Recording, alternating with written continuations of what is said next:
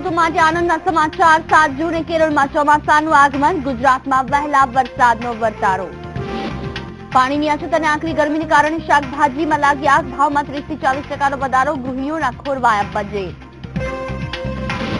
ભાવનગરમાં મુખ્યમંત્રી ગૃહ યોજનામાં અધિકારીએ ભ્રષ્ટાચાર કર્યાનો આરોપ મનપાના મકાનોમાં સ્ટીલના વપરાશમાં ગફલા કર્યાના વિપક્ષનો આરોપ ગુલબર્ગ સોસાયટી હત્યાકાંડ કેસમાં આવ્યો ચુકાદો 36 નિર્દોષ 24 દોષિત જાહેર 6 જૂનના રોજ સજા જાહેર થશે ગુલબર્ગ કાંડ મામલે શંકરસિંહ તત્કાલીન મુખ્યમંત્રી મોદીને ગણાવ્યા જવાબદાર તો રૂપાણી બોલ્યા મોદીને કોર્ટે આપી છે ક્લીન ચીટ જૂનાગઢના હસનાપુર ડેમમાંથી આવતી પાણીની પાઇપલાઇનમાં ભંગાણ લાખો લીટર પાણી વેડફાયું તંત્રના આંખડા કાઢ અમરેલીના શાકપુર ગામમાં પાણીના કારણે ઘરે ઘરેથી કેન્સરના દર્દી દૂષિત પાણી પીવાથી અસર તંત્ર દ્વારા નથી લેવાતા પગલાં અમૂલ દૂધની દરેક પ્રોડક્ટ્સમાં ₹2 વધારો ગુજરાતમાં 4 જૂનથી લાગુ થશે નવો ભાવ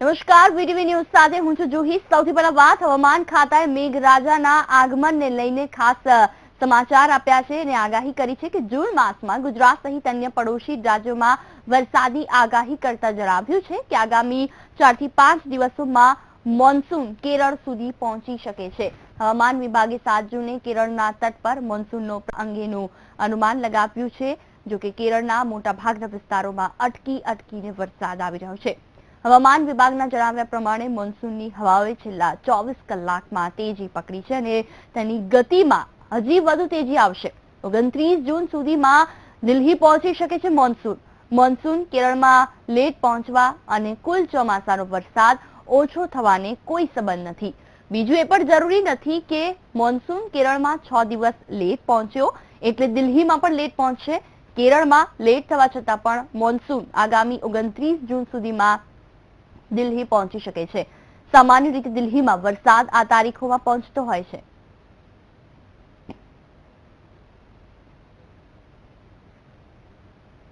તો સર્વિસ ટેક્સમાં વધારો થયા બાદ આમ આદમી પર વધુ એક મોંઘવારીનો માર સહન કરવાનો વારો આવ્યો છે ઉલ્લેખનીય છે કે હાલ ઉનાળામાં એક તરફ આકરી ગરમી અને પાણીની અછતને કારણે ગામડાઓમાંથી માર્કેટમાં માલ ઓછો આવી રહ્યો હોવાથી શાકભાજીના ભાવ વધ્યા છે શાકભાજીના ભાવ આસમાને આંબતા ગૃહિણીઓના બજેટ ખોરવાઈ ગયા છે ભાવ એટલા ઊંચા છે કે શું ખાવું એ પ્રશ્ન ઉભો થયો છે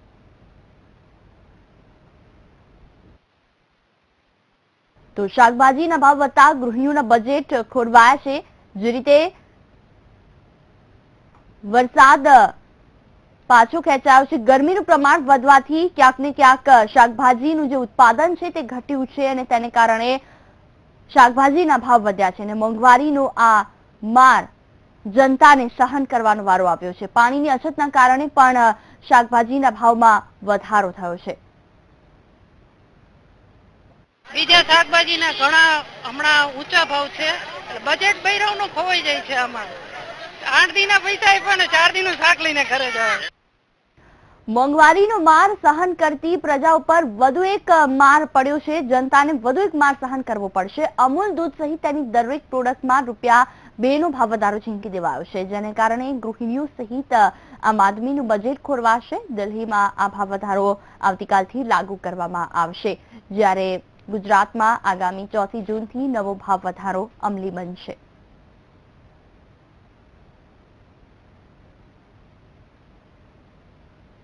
આ તરફ ભાવનગરમાં મુખ્યમંત્રી ગૃહ યોજનામાં અધિકારીઓ દ્વારા ભ્રષ્ટાચાર કર્યો હોવાનો આક્ષેપ લાગ્યો છે યોજનામાં ESWના કુલ 1506 મકાનો બનાવવા માટે કામ હાલ શરૂ કરાયું છે ત્યારે આ કામના કન્સલ્ટન્ટ માટે પ્રાઇવેટ કંપનીને કામ સોંપવામાં આવ્યું છે જેમાં આ કંપનીના કન્સલ્ટન્ટ બાદ શહેરમાં 4 જગ્યાએ 6 માળના મકાનો બનાવવામાં આવી રહ્યા છે અને આ કંપનીએ એક સ્થળે કામ પૂર્ણતાના આરે છે એક માળ માટે સ્ટીલ જે વાપરવાનું હતું તેની ગણતરી તથા એક માળનો સ્લેબ ગણતરીમાં ભૂલથી રહી ગયો હોય તેમ જણાવીને 25% રકમ એક્સેસ કરવાની માંગ કરતા મનપામાં ખળભળાટ મચી ગયો નિયમ અનુસાર 500 થી વધુ આવાસની યોજના હોય ત્યાં હેલ્થ સેન્ટર અને આંગણવાડી હોવી જોઈએ તે પણ નજરઅંદાજ કરવામાં આવ્યું છે આ યોજનામાં શોપિંગ સેન્ટર પણ લેવામાં નથી આવ્યા એમ કે આને 25% દંડ આપી અને એને કામ ચાલુ રાખવું. ભાવનગરની જનતાના જે ભાવ વધારો કર્યો છે એ લોકોએ પાણી વેરામાં, હાઉસ ટેક્સમાં, એમાં 4.5 કરોડ રૂપિયા એક્સેસ આ કંપનીને ચૂકવવામાં આવ્યા, જે કન્સ્ટ્રક્શનનું કામ કરી રહી છે. માત્ર ભૂલ કન્સલ્ટન્ટની કે મેં એટલી ભૂલ કરી હતી, એટલી ભૂલ કરી હતી. એક માળ ખવાઈ ગયો, એટલો સ્ટીલ નહીં, એટલું નહીં. અરે 55 લાખ દેવાથી જો આ કંપની ભૂલ કરતી હોય તો આવા કન્સલ્ટન્ટના જે ખર્ચા કોર્પોરેશન કરે છે વાહિયાત ખર્ચા છે. એસ્ટિમેટ બન્યું ત્યારે એમની ભૂલ રહી ગઈ, એના કારણે અત્યારે 6-7 કરોડનું કામ છે વધ્યું. એના કારણે કન્સલ્ટન્ટને અમે કમિશનર તરફથી દરખાસ્ત આવી, એમણે બ્લેકલિસ્ટ કરવા માટે ભલામણ કરી. સ્ટેન્ડિંગ કમિટીએ પણ કંપનીને બ્લેકલિસ્ટ કરી અને ત્યારબાદ જનરલ બોર્ડમાં જાય ત્યારે જનરલ બોર્ડની સત્તા હોય છે કે એમને બ્લેકલિસ્ટ કરવી કે નહીં.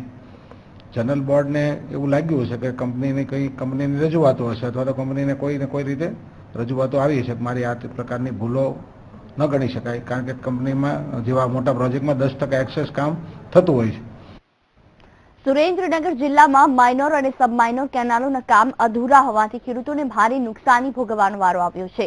મહત્વનું છે કે વઢવાણ વાઘેલા રોડ પર માણોદ એસડી બેની વઢવાણ માઇનોર 6 કેનાલનું કામ ઘણા સમયથી બંધ છે, જેને લીધે ખેડૂતોને સિંચાઈ માટે પાણી ન મળતા દુષ્કાળ જેવી પરિસ્થિતિ સર્જાઈ છે અને અંદાજે ₹70 થી 80 કરોડ રૂપિયાનું કૃષિ ઉત્પાદન નાશ પામતા ખેડૂતોને ભારે નુકસાન પહોંચ્યું છે. આ અંગે ખેડૂતોએ નર્મદા વિભાગ સહિત ઉચ્ચ કક્ષાએ રજૂઆતો કરવા છતાં કોઈ જ નિરાકરણ નથી આપ્યું.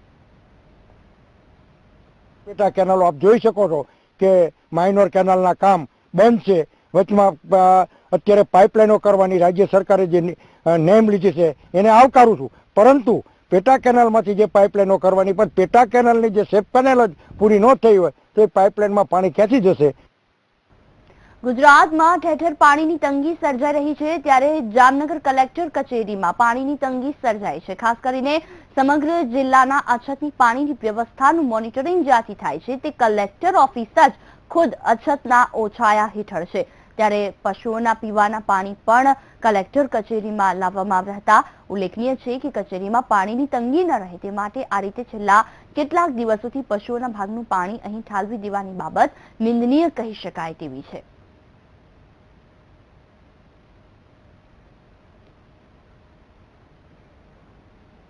એક તરફ પાણીની અછતને કારણે લોકો પીવાના પાણી માટે સંઘર્ષ કરી રહ્યા છે, ત્યારે બીજી તરફ જૂનાગઢના હસનાપુરા ડેમમાંથી આવતી પાણીની પાઇપ લીકેજ થતા પાણીનો બગાડ થયો છે.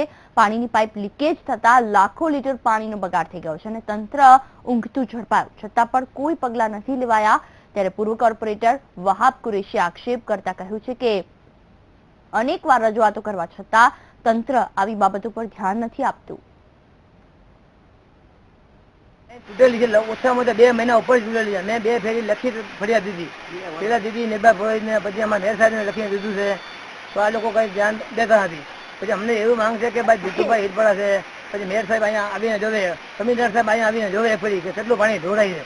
આ ખોટું પાણી ઢોળાય છે અને લોકોમાં ગામમાં પાણીની હાલ એટલે આકાર છે કે ત્યાં ગામમાં પાણી મળતું નથી.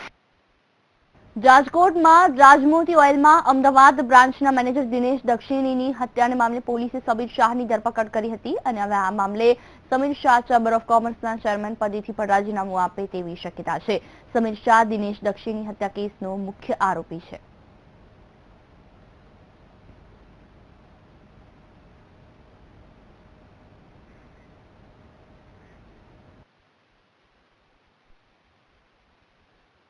આગળ પર જોઈશું કેટલાક સમાચાર. રોકાઈએ એક બ્રેક માટે.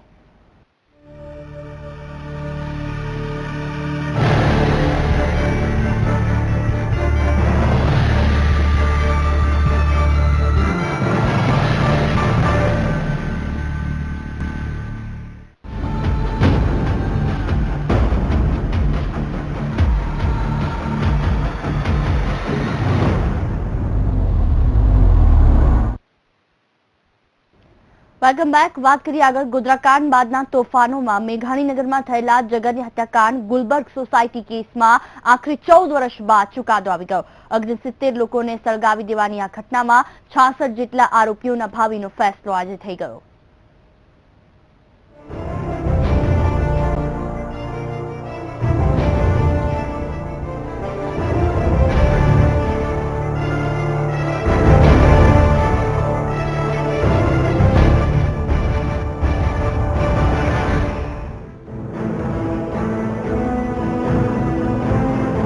ગુલબર્ગ હત્યાકાંડ મામલે અમદાવાદ સ્પેશિયલ કોર્ટનો મોટો નિર્ણય.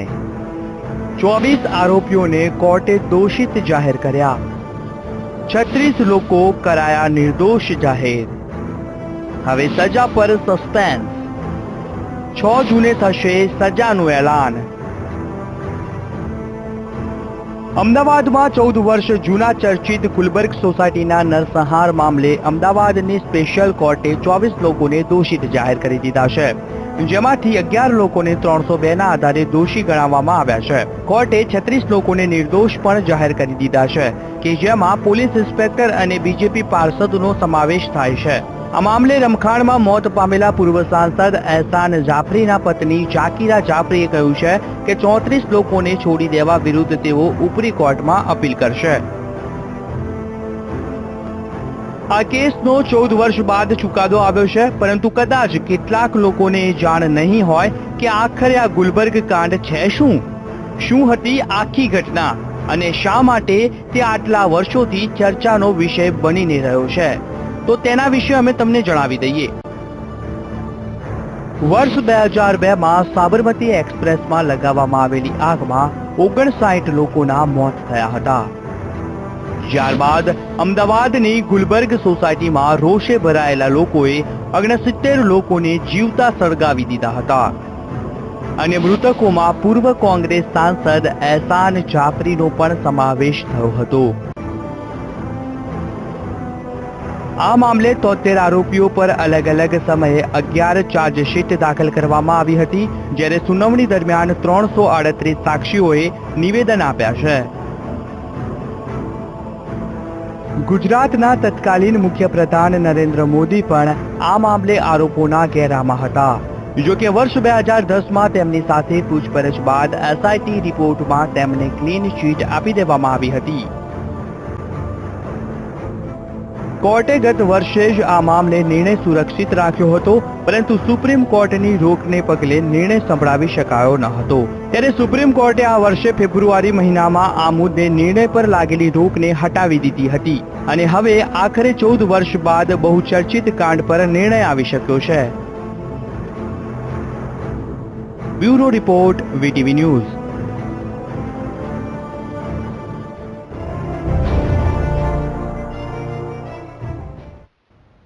તો 14 વર્ષ બાદ ગુલબર્ગ હત્યાકાંડ મામલે જાહેર થયેલા ચુકાદાને પગલે ફરીથી રાજ્ય સહિત દેશભરમાં ચર્ચા જગાવી છે. ત્યારે આ મામલે ન્યાય માટે લડત આપનાર મુખ્ય ફરિયાદી જાકીરા જાફરીએ આ ચુકાદાથી અસંતોષ વ્યક્ત કર્યો અને આગળ લડત ચાલુ રાખવાની તૈયારી બતાવી છે. આ મામલે સામાજિક કાર્યકર્તા તીસ્તા સિતલવાડે પણ તમામ કાયદાકીય પ્રક્રિયાનો ફરીથી અભ્યાસ કરવાની તત્પરતા દર્શાવી. તો આ મામલે સરકારી વકીલ અને સીટના અધ્યક્ષ આર.કે. राघवन ने પોતાનો મત મીડિયા समक्ष व्यक्त કર્યો હતો.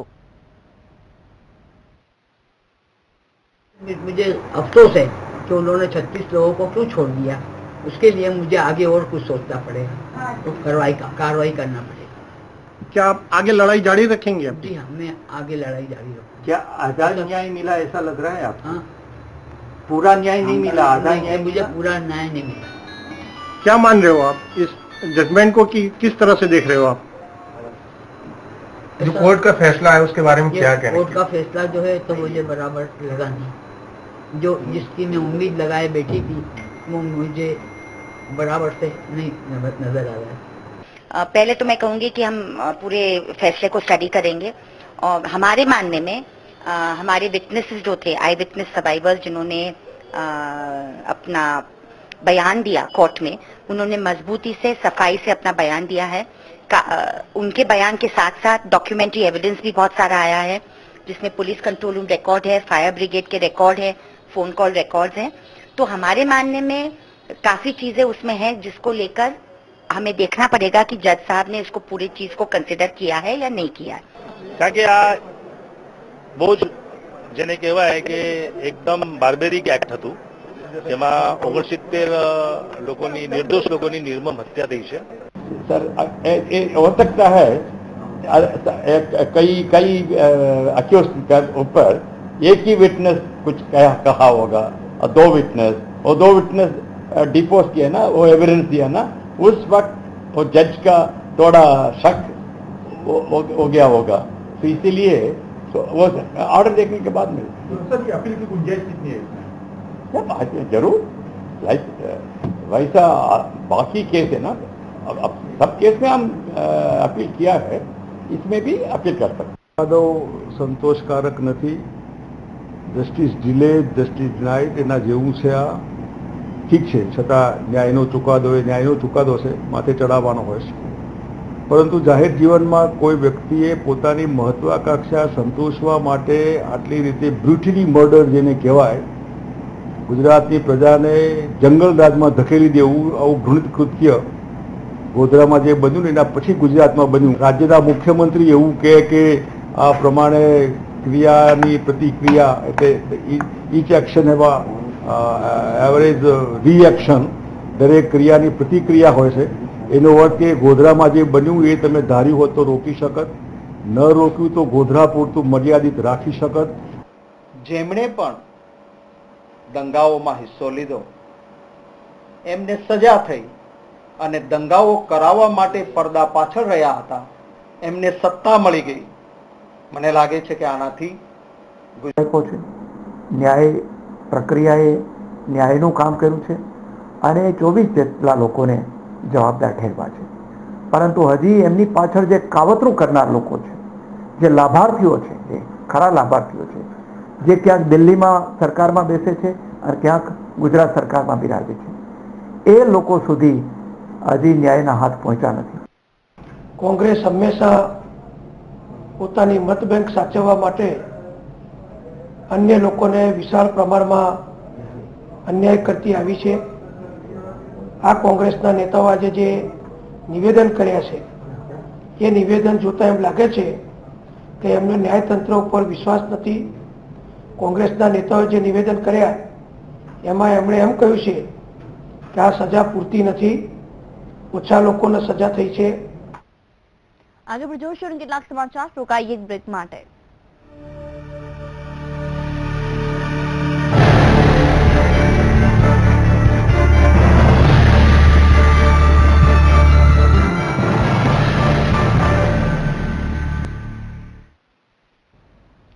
Welcome back. વાત કરીએ આગળ. અમરેલી જિલ્લાનું એક એવું ગામ જ્યાં પાણીના લીધે અનેક લોકોને થયું છે કેન્સર. છેલ્લા 2 વર્ષમાં 27 જેટલા લોકોના મોત થઈ ચૂક્યા છે. આમ છતાં હજુ તંત્ર ગાઢ નિંદ્રામાં છે. જોઈએ તેને લઈને આ વિશેષ અહેવાલ.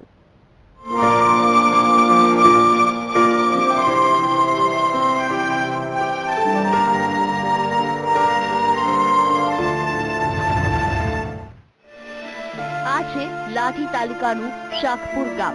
અહીં એક સમયમાં 7000 લોકો રહેતા હતા, પરંતુ આ ગામના દૂષિત પાણીએ અજગર ભરડો લેતા કેટલાક લોકો મોતને ભેટ્યા છે તો કેટલાક લોકો હિજરત કરી રહ્યા છે. સૌથી મોટી ચોંકાવનારી બાબત એ છે કે દરેક ઘરે એક દર્દી કેન્સરથી પીડાય છે. વર્ષોથી અમારી જૂની યોજના હતી જ્યાં મહી નદીનું કોઈ દિવસ પાણી આવેલ નથી અને પાણી બિલકુલ પીવા લાયક નથી શાકપુર ગામમાં. શોભાના ગાંઠિયા જેવો દેખાતો આ પાણીનો ટાંકો બન્યો ત્યારથી આજ સુધી તેમાં નર્મદાનું નીર નથી પહોંચ્યું. કારણ અહીં નર્મદાની પાઇપલાઇન પહોંચી નથી અને પાઇપ પણ તૂટેલી છે. સ્થાનિક સ્ત્રોતમાંથી આવતું પાણી એટલું બધું ક્ષારવાળું છે કે ગમે તેવી મજબૂત સ્ટીલની પાઇપલાઇનો પણ તોડી નાખે છે. 4 વર્ષથી નોકરી કરું છું, પણ આ પાઇપલાઇનમાં આ પાણી 2-3 મહિને પાઇપલાઇન તૂટી જાય છે અને આ મોટર 3-4 મહિને ખરાબ થઈ જાય. સ્ટીલ બોડીની મોટર હોય છતાં ખરાબ થઈ જાય અને એ બોલા પડની લોખંડના પડ જેવું થઈ જાય છે. શાકપુર ગામની કરુણાંતિકા હૃદયને હચમચાવી નાખે તેવી છે. એક સુખી પરિવારનો માળો આ ભયાનક રોગના ભરડાથી તૂટી ગયો. એક ઘરમાંથી આ 3 મોભીઓના મોત થઈ ગયા. પરિવારને પારાવાર દુઃખ છે. આ વયોવૃદ્ધ માળીના ચહેરા ઉપર આજે પણ હાસ્ય નથી આવ્યું. સતત ભયના ઓથાર નીચે જીવી રહે છે. કેતન બગડા સાથે bureau report, VTV news, Amreli. તો શાકપુર ગામમાં પણ હાનિકારક પાણીને લીધે પથરીના દર્દીથી લોકો પીડાઈ રહ્યા છે. અમુક ઘરમાં તો 3 લોકો અવસાન પામ્યા, છતાં આરોગ્ય વિભાગ દ્વારા કોઈ પગલાં નથી લેવાતા. ગામના મોટા ભાગના પુરુષોને પથરી થવી તે સામાન્ય બાબત બની ગઈ છે. કેટલાક લોકોએ તો પથરીના 2 ઓપરેશન પણ કરાવી ચૂક્યા છે, તો કેટલીક મહિલાઓ પગના સાંધાની પીડા દૂર કરવા ગોઠણના ઓપરેશન કરાવી ચૂકી છે. કઈ સારું પાણી આવ્યું નથી, તો અમારે પાણી સારું હોય તો આપણે આ શરીરને સારું રહે ને. કેવી બીમારી ત્રણેયને કેન્સર થયેલું, બેને પેટનો, એકને મગજનો. અત્યારે આ બધા પાણીના પ્રોબ્લેમ ને લીધે લગભગ 3000 જેવી વસ્તી છે. બધા પાણીના લીધે સ્થળાંતર કરવા માંડ્યા છે. તો પછી આ પાણીનો પ્રોબ્લેમ છે તો બિચારા દવા ક્યાં જ કરાવે. ત્યારે સમગ્ર જિલ્લાના આરોગ્યની જેના શિરે જવાબદારી છે તેવા જિલ્લા આરોગ્ય અધિકારી કેમેરા સામે કંઈ જ બોલી શક્યા નહીં. શાકપુરના નગરજનો હવે નેતાઓના ફોકળ વચનોથી કંટાળી ચૂક્યા છે અને અધિકારીઓના મગજમાં જામી ગયેલા ક્ષારને ઉખાડવા ઉગ્ર આંદોલન કરવાનું વિચારી રહ્યા છે. એમ કહેવાય છે તરના આડો ડુંગર જેવી સમસ્યા આ ગામે છે. સરકારી તંત્રની ઘોર બેદરકારી અહીં સામે આવી છે.